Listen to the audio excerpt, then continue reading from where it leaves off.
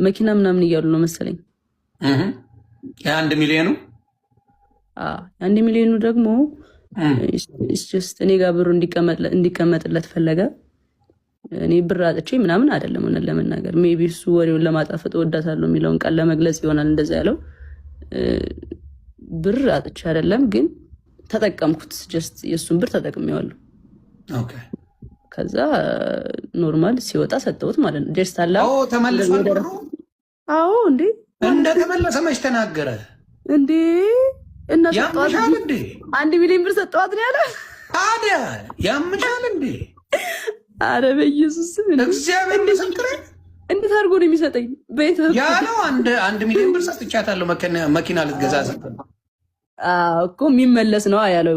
ሜቢ የሚመለስ አላለም፣ በጭራሽ አላለም። የሚመለስ ጨርሶ አላለም። ባይዘዊ መግባት ነበረብሽ ላላችሁኝ ሰውኝ እዛ ላይ በጣም ብዙ ሰው ነበረ እና እኔ በቃ በሆነ ሰው ሳይድ ነበሩና ፕላስ አካውንት ተዘግቶ ነበረ። ግን በሌላ ሰው መግባት ይችል ነበረ። ግን ያልገባሁበት ምክንያት አንዱ ነገር የሆነ ወከባ በዛ። የሆነ ወከባ እንደሚበዛ እርግጠኛ ነበርኩኝ።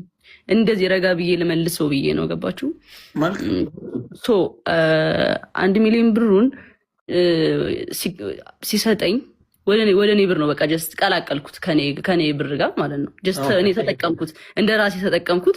ብር ሲፈልግ ጃኒ 100 ሺህ ብር ላኪልኝ፣ ጃኒ 200 ሺህ ብር ላኪልኝ።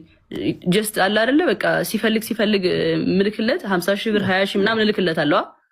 ከዛ አመቱን ሙሉ ተጠቀመ ማለት ነው። እንደዛ እያደረኩ እየላኩለት ቀስ በዛ ወሰደ ነው እንጂ ሰጥቶኝ ምናምን አይደለም። ይኸው እንግዲህ ሰምታችኋል። ብርም የሰጣት ነገር የለም፣ ተመልሷል። ብሩ 1 ሚሊዮን ብሩ ተመልሶለታል። አሁን ይሄ ነገር ነው እኮ ሰው